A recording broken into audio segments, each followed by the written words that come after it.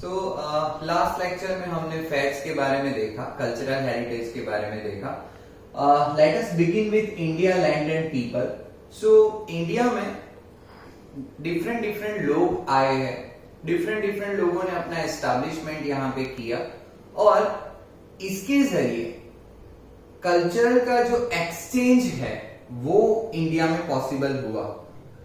वो आगे भी हमने जब चैप्टर शुरू किया था तब पढ़ा था कि इंडिया में डिफरेंट डिफरेंट लोग आए और उन्होंने अपना जो कल्चर है वो इंडिया के साथ शेयर किया और एक्सचेंज की वजह से हमारा कल्चर जो है वो बिल्कुल वेराइड है, मतलब डिफरेंट है सब में। So that's the matter. Let us see. Primitive man came into existence simultaneously in India and eastern South Africa. तो ये दोनों जगह पे साइमल्टेनियसली मतलब उसका एग्जिस्टेंस हुआ था। Mesmerized by varied and prosperous heritage, many foreign tribes came to India. तो बहुत सारी फॉरेन ट्राइब्स यहाँ पे आई थी, हम देखेंगे। Consequently, the remains of all tribes are found here. The Dravidians were considered to be the most ancient people of India. ये ध्यान में रखना कि द्रविडियन जो है उनको most ancient people माना जाता है इंडिया में। But the modern researcher of linguistic and anthropology have proved that even before the Dravidian, 6 more tribes came and settled in India. So let us explore more about them. तो अभी तक मतलब जो माना जाता था वो वैसा था कि द्रविडियन जो है वो इंडिया में सबसे पुराने हैं, बट मॉडर्न जो रिसर्चर है, एंथ्रोपोलॉजिस्ट जो होते हैं कि जो पढ़ते हैं कि भाई यहाँ पे कौन से लोग पहले आए, फिर उनका एग्जिस्टेंस यहाँ पे कैसे हुआ, तो ये सारी थ्योरीज के बाद उन्होंने ऐसा प्रूव किया है कि भाई इसके पहले, द्रविडियंस के पहले भी 6 ट्राइब जो है वो इंडिया में आई थी और इंडिया में सेटल डाउन हुई। सो हम देखते हैं पहले नेग्रिटोइड के बारे में। इसको जब हम हब्सी पीपल भी बोलते हैं। तो some historians believe that Negrito और Negroes are the most ancient inhabitants of India. तो कुछ हिस्टोरियंस का मानना है कि नेग्रिटोइड जो है, हब्सी लोग जो है, वो इंडिया के सबसे पुराने इनहैबिटेंट्स है। They came from Africa via Balochistan to India. ये ध्यान में रखना है कि भाई इंडिया कहां से आए, तो बलूचिस्तान से आए थे, और कहां से आए थे, तो अफ्रीका से आए थे। They were black, having height of 4 to 5 feet and curly hair. तो ये उनके कैरेक्टरिस्टिक है कि भाई वो कैसे दिखते हैं और कितना उनका हाइट है और उनके हेयर कैसे होते हैं। Second is Australoid, that is Nishad people. So people of this tribe came from Southeast Asia. Their physical features were black skin with broad head, flat nose, short in height, etc. ये आपको ध्यान में रखना है कि कौन से ट्राइब की फिजिकल कैरेक्टरिस्टिक्स कैसी थी, वो कैसे दिखते थे। तो ये शॉर्ट क्वेश्चन में पूछा जाता है, ध्यान में रखना है। The Aryan who came later on to India call them Nishad. तो फिर पहले उसको ऑस्ट्रेलोइड बोला जाता था, साउथ ईस्ट एशिया से वो लोग यहाँ पे आए थे और फिर बाद में आर्यन यहाँ पे आए, सो उनको फिर बोला जाता था Nishad people. So the origins of the tribes like Kol and Munda, Khasi tribes of Assam, the tribes of Nicobar and Myanmar have similarities to the Australoids. मतलब ये कोल है, मुंडा है, खांसी है, जो हम लास्ट टाइम ज्योग्राफी में थोड़ा बहुत उसके बारे में पढ़े थे। और डिफरेंट डिफरेंट जो ट्राइब्स है असम की, तो वो जो है फिर निकोबार में जो अभी लोग रहते हैं वो, और म्यांमार में जो लोग हैं वो सिमिलरिटी, मतलब अगर हम कंपैरिजन करें तो ऑस्ट्रेलोइड के साथ वो सिमिलर रहते हैं।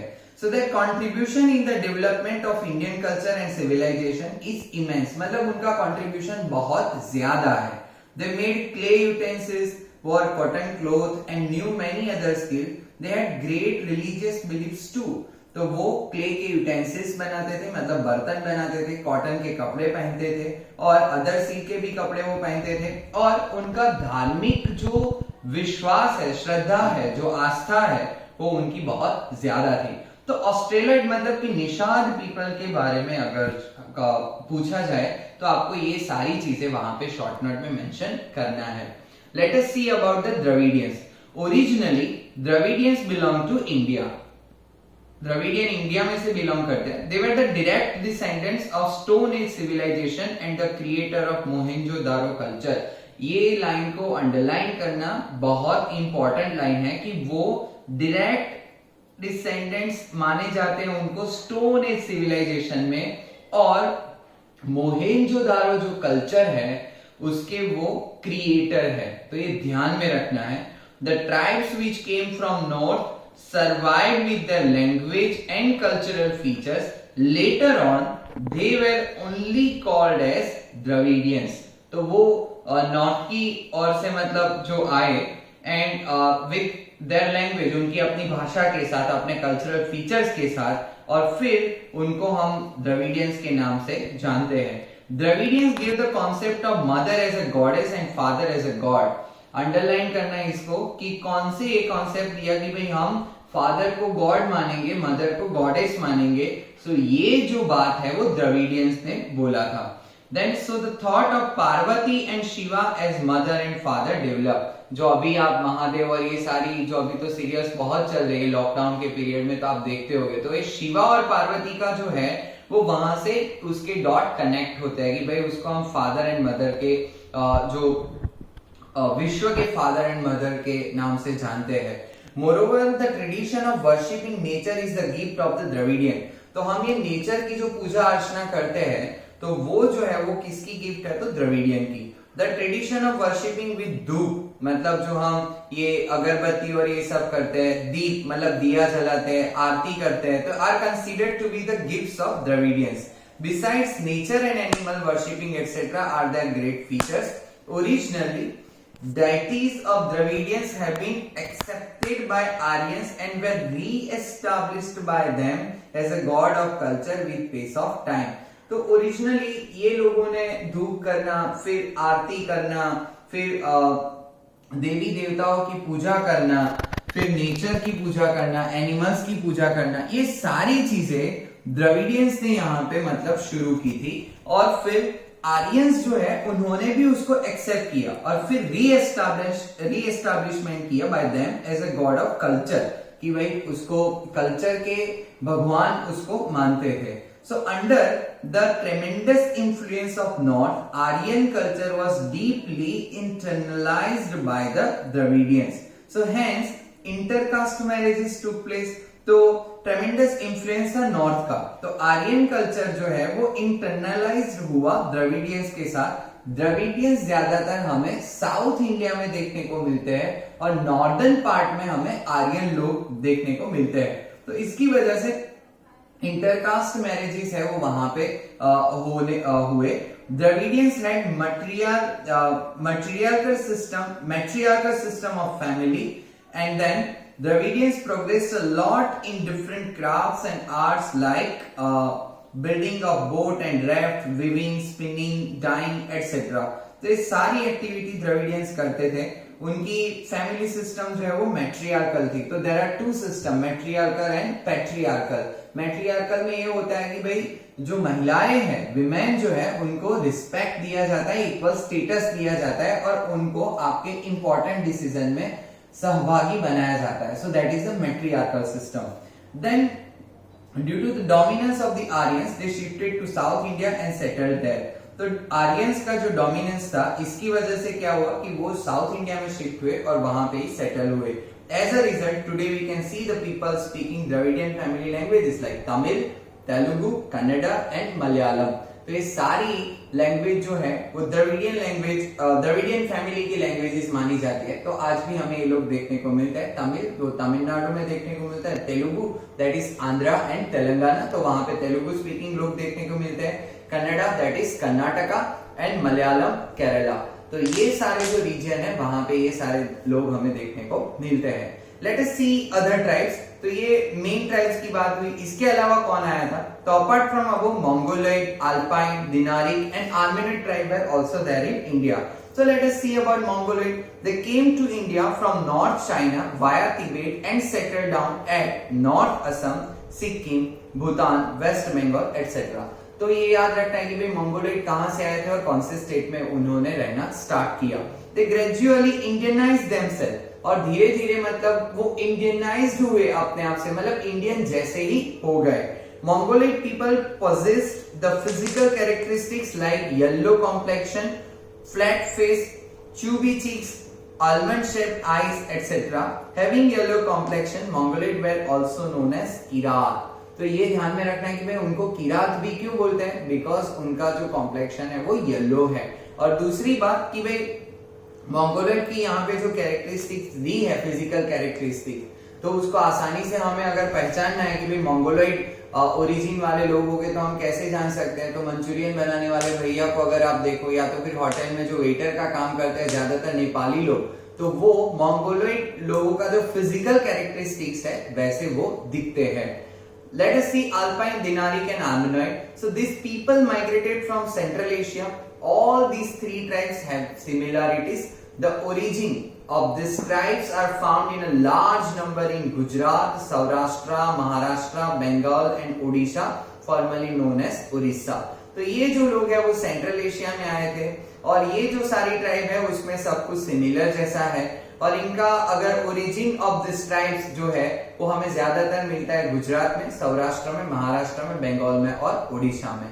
Late us see next about the Aryans. The Nordic Aryans were the creator of Aryan civilization of India. Hindus were called Aryans in the ancient time, and the area where they were densely populated was called Aryavrat. तो ये ध्यान में रखना है कि Nordic Aryans जो है वो आर्यन सिविलाइजेशन है इंडिया का, उसका उनको क्रिएटर माना जाता है। हिंदूज जो है, Hindus where called Aryans in the ancient time. Ancient time में हिंदूज को आर्यंस बोला जाता था, और जहां पे भी ये लोग ज्यादा रहते थे उनको आर्यव्रत बोला जाता था। तो अभी महाभारत और ये सब चल रहा है, तो उसमें आप बार बार ये वर्ड को सुनते होंगे कि भाई आर्यव्रत में ये होगा, आर्यव्रत में हमें धर्म की स्थापना करनी, आर्यव्रत में गलत हो रहा है, आर्यव्रत में ये सही होना चाहिए। तो ये आर्यव्रत किसको बोलते थे कि जहां पे हिंदूज की डेंसिटी ज्यादा है, उसकी पॉपुलेशन डेंसिटी ज्यादा है, वो एरिया को हम आर्यव्रत बोलते थे। As 7 rivers were flowing over there, that region was named as Sapt Sindhu. तो हम देखते हैं कौन सी 7 नदियां जो है वो। So in ancient time the first Aryan population was concentrated in the northwest. तो एंशियंट टाइम में माना जाता है कि इंडिया का जो नॉर्थ वेस्ट पोर्शन है वहां पे आर्यन पॉपुलेशन ज्यादातर थी। The area of Aryavarta was extended up to Mithila in the east, मतलब ईस्ट में अगर हम देखें तो बिहार तक थे।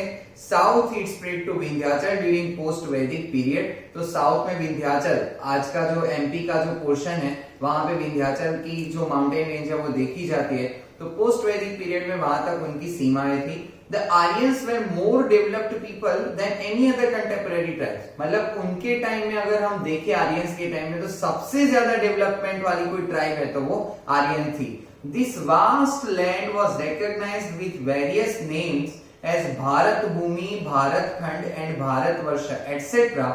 after the name of the king Arya Bharat और भारत tribe। तो ये वास्ट जो लैंड है वो डिफरेंट नामों से जानी जाती है, जैसे कि उसको हम भारत भूमि बोलते हैं, भारत खंड बोलते हैं, भारत वर्ष बोलते हैं। और ये जो है वो किसके नाम से जुड़ा है?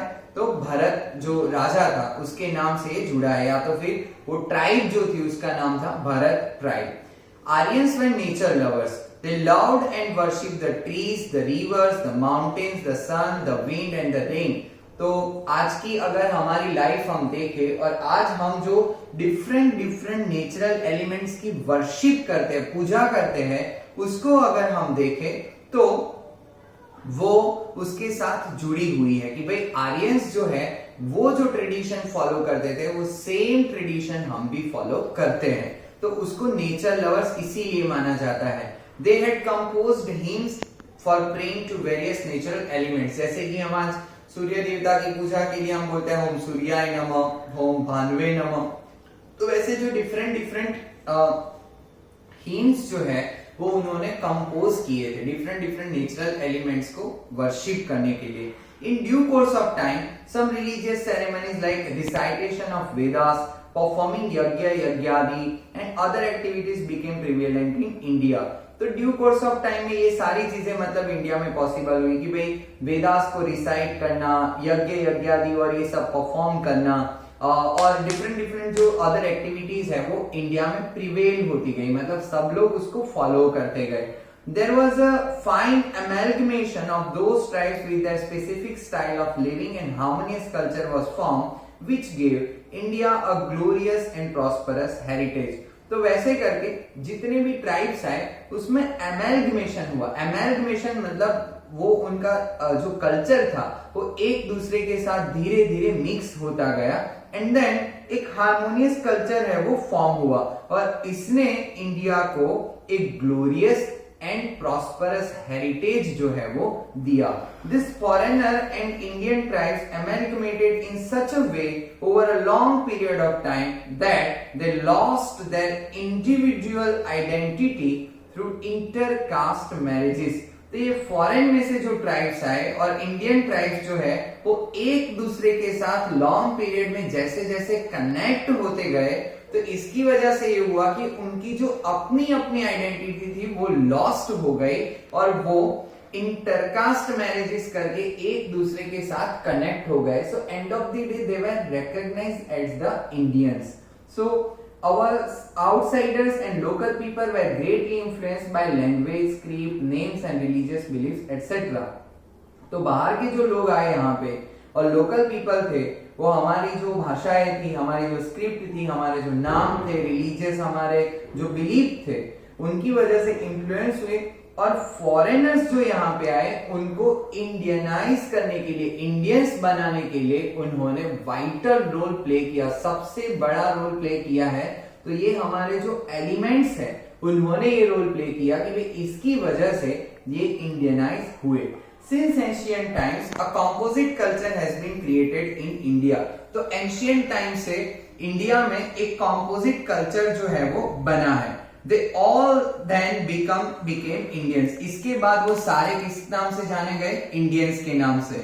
In short, in ancient India, the amalgamation of various cultures enriched Indian culture by making it varied and prosperous। तो वो बाद में सारे क्या बन गए? भारतीय बन गए। इन शॉर्ट अगर हम देखें तो एंशियंट टाइम में जितने भी लोग यहाँ पे आए वो एक दूसरे के साथ over the period of time intercaste marriages की वजह से एक दूसरे के कल्चरल सेरेमनी में भाग लेके, एक दूसरे को कस्टम्स को देख के, एक दूसरे को रिचुअल्स को फॉलो करके धीरे धीरे वो लोग आपस में जुड़ गए और अभी वो सारे लोग इंडियंस के नाम से जाने जाते हैं। So this was about the India. उसकी जो लैंड है, डिफरेंट लैंड पे किसके कौन से लोग आए और कौन से लोग यहाँ पे रहने के लिए आए उसके बारे में है। Let us now see the last part of this chapter कि ये हेरिटेज के बारे में तो हमने देख लिया, बट अब ये हेरिटेज को हम प्रिजर्व कैसे करें, हम उसका कंजर्वेशन कैसे करें। सो let us see about that. Preservation and conservation of heritage. Each aspect of Indian heritage made India eye-catching, picturesque and attractive। Indian heritage का each and every aspect जो है उसने इंडिया को बिल्कुल आई कैचिंग बनाया है, अट्रैक्टिव बनाया है। Heritage brought glory to the nation. Heritage जो है वो नेशन को ग्लोरी देता है, एक भव्यता देता है। India attained a leading position in the world by keeping its rich heritage protected and preserved। तो इंडिया जो है उसकी लीडिंग पोजीशन आज हमें देखने को मिलती है पूरी दुनिया में, वो है it's rich heritage protected and preserve. क्योंकि उसका जो ये भव्य जो हमारा हेरिटेज है, बिल्कुल रिच हेरिटेज है, उसको आज हमने प्रोटेक्ट करके रखा है, प्रिजर्व करके रखा है। Thus it is the primary and pious duty of every citizen of India to see that nobody harms the ancient memorials and also to preserve places having historical importance and values। तो ये हमारी पहली duty है, prior duty है कि यहाँ पे हमारे पास जितना सब कुछ है उसको हम अच्छे से बचा के रखें, उसको हम डैमेज ना करें और हमारे भव्य जो हेरिटेज जो है उसको हम प्रिजर्व करें। सो इन आवर कॉन्स्टिट्यूशन, हमारे कॉन्स्टिट्यूशन में भी ये लिखा है, लास्ट टाइम हम पढ़े थे फंडामेंटल ड्यूटीज वाले चैप्टर में 9th में, कि the fundamental duties of Indian citizens are mention in article 51A। तो आर्टिकल 51A जो है वो हमेशा बात करता है इंडियन कॉन्स्टिट्यूशन में कि हमारी फंडामेंटल ड्यूटीज क्या है। और ये सब आप पहले से, मतलब आपके पास जितनी भी टेक्स्ट बुक थी, अगर आप उसमें देखो तो ये पेज पे जैसे ही शुरू होती है बुक तो यहाँ पे आपको फंडामेंटल्स ड्यूटीज दी जाती है। This is much more important कि हमें सारे राइट्स मिल गए, फंडामेंटल राइट्स के बारे में हम 9th में पढ़ चुके हैं, बट वो राइट्स हम कब एंजॉय कर सकते हैं, जब हम हमारी ड्यूटीज जो है उसको अच्छे से फॉलो करें। सो ये तो आपको हमेशा देते थे, but now it has been formally given in your curriculum. So let us C.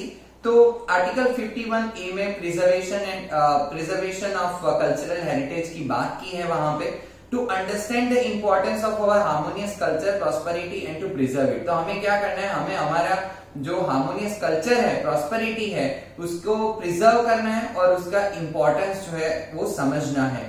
Maintain the forest, tanks, rivers, ponds and the wild animals and birds along with maintaining the natural environment and to show compassion for all the living creatures। तो हमें क्या करना है, forest को maintain करना है, tanks को maintain करना है, जो भी हमारे पास रिवर्स है, पॉन्ड्स है, wild animals, birds, that means each and every part, whether it's a natural heritage और इट्स द कल्चरल हेरिटेज, सभी चीजों को हमें अच्छे से प्रोटेक्ट भी करना है, प्रिजर्व भी करना है।